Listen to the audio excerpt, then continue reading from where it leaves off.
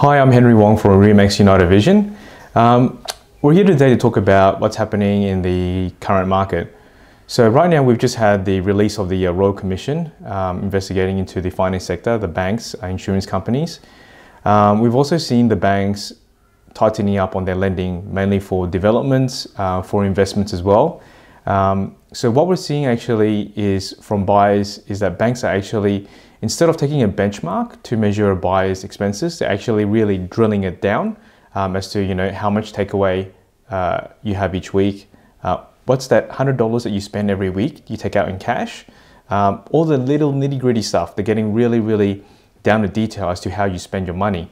I guess a good thing is, so that means I guess the banks are more in tune with lending you to what you can afford, because generally speaking, most buyers severely underestimate how much they actually spend in their living expenses. So I guess it's a good thing.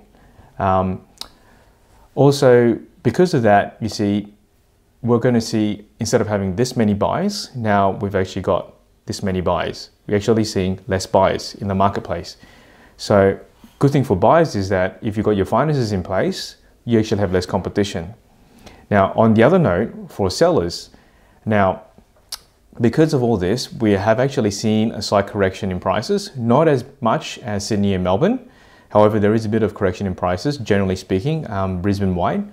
But the good thing is, look, if you're selling a property, generally you need to buy to move somewhere else.